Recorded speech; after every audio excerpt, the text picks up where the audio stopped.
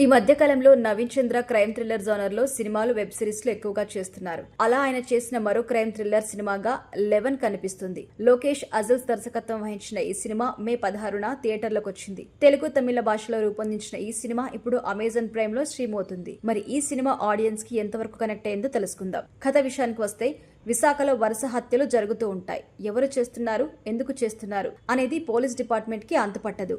హత్య చేసిన వాళ్ళందరినీ హంతకుడు ఆనవాలు దొరకకుండా దహనం చేసేస్తూ ఉంటారు. ఈ కేసును పోలీస్ ఆఫీసర్ రంజిత్ కుమార్ అంటే శశాంక్ హ్యాండిల్ చేస్తూ ఉంటారు. అయితే అనుకోకుండా జరిగిన ఒక ప్రమాదంలో ఆయన కోమాలోకి వెళ్తారు. దాంతో ఈ కేసును ఏసీపీ అరవింద్ అంటే నవీన్ చంద్రకి అప్పగిస్తారు. మనోహర్ అనే మరో పోలీస్ ఆఫీసర్ తో కలిసి సైకో కిల్లర్ ని పట్టుకోవడానికి అరవింద్ రంగంలోకి దిగుతారు. సంజన అనే ఒక యువతి లవ్ అంటూ వెంటపడుతున్నా పట్టించుకోకుండా తన డ్యూటీపైనే అరవింద్ పూర్తిగా దృష్టి పెడతారు. ఒకవైపు నుంచి ఆయన అలా గాలిస్తుండగానే మరోవైపు నుంచి హంతకుడు హత్యలు చేస్తూ ఉంటారు. మీడియా కారణంగా పై అధికారులు అరవింద్ పై ఒత్తిడి తీసుకొస్తూ ఉంటారు. దాంతో అరవింద్ మరింత వేగం పెంచుతాడు. హంతకుడు ట్విన్స్ ను టార్గెట్ చేస్తున్నాడని, ట్విన్స్ లో ఒకరిని చంపుతున్నారని గ్రహిస్తారు. హంతకుడెవరు, అతను ట్విన్స్ ని ఎందుకు టార్గెట్ చేస్తున్నారు, వాళ్ళలో ఒకరిని చంపడానికి గల కారణం ఏంటి, అది తెలుసుకున్న అరవింద్ ఏం చేస్తాడు, మరికొన్ని హత్యలు జరగకుండా ఆయన ఆపగలుగుతాడా, జరుగుతున్న హత్యలకి 11 అనే నెంబర్ కి ఉన్న సంబంధం ఏంటి అనేదే మిగిలిన కథ. విశ్లేషణ విషయానికొస్తే ఇది క్రైమ్ థ్రిల్లర్ జోనర్ లో సాగే కథ.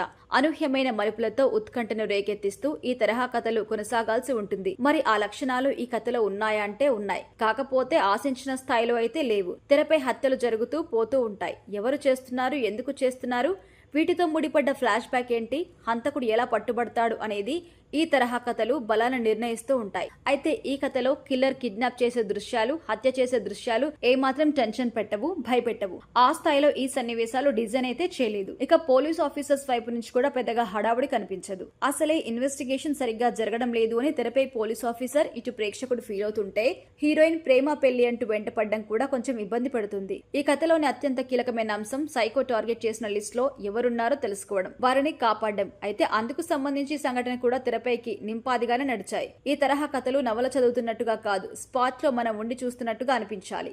కానీ ఇక్కడ మాత్రం కొంత నిరాశ కలుగుతుంది, మరికొంత అసంతృప్తి కూడా తప్పదు. ఇక పనితీరు విషయానికి వస్తే పోలీస్ ఆఫీసర్ పాత్రలు చేయడంలో నవీన్ చంద్ర ఆరితేరారు. ఈ సినిమాలో ఆయన యాక్షన్ ఆకట్టుకుంటుంది. నవీన్ చంద్రపై మనసు పారేసుకున్న యువతి పాత్ర కోసం కాస్త గ్లామర్ లుక్ ఉన్నవారిని ఎంపిక చేస్తే బాగుండేదేమో అనిపిస్తుంది. ఇక దర్శకుడు కథలో మలుపులకి ప్రాధాన్యత ఇవ్వడం బాగానే ఉంది. కానీ ఆ మలుపులు ప్రేక్షకులను టెన్షన్ పెట్టేలా డిజైన్ చేసుకుని ఉంటే నెక్స్ట్ లెవెల్ కి వెళ్లేది. కార్తిక్ అశోకన్ ఫోటోగ్రఫీ, ఇమాన్ నేపథ్య సంగీతం పర్వాలేదు. ఇక ముగింపు గురించి చెప్పాలంటే దర్శకుడు ఎంచుకున్న లైన్ ఇంట్రెస్టింగ్ గానే ఉంది. మలుపులు కూడా ఆసక్తికరంగానే అనిపిస్తాయి. అయితే ఆయా పాత్రలను డిజైన్ చేసిన తీరు, ఆయా సన్నివేశాల ట్రీట్మెంట్ విషయంలో, వినోదపరమైన అంశాలు జోడించే విధానంలో ఇంకాస్త కసరత్తు జరిగి ఉంటే మరింత బెటర్ అవుట్పుట్ వచ్చేదేమో అనిపిస్తుంది.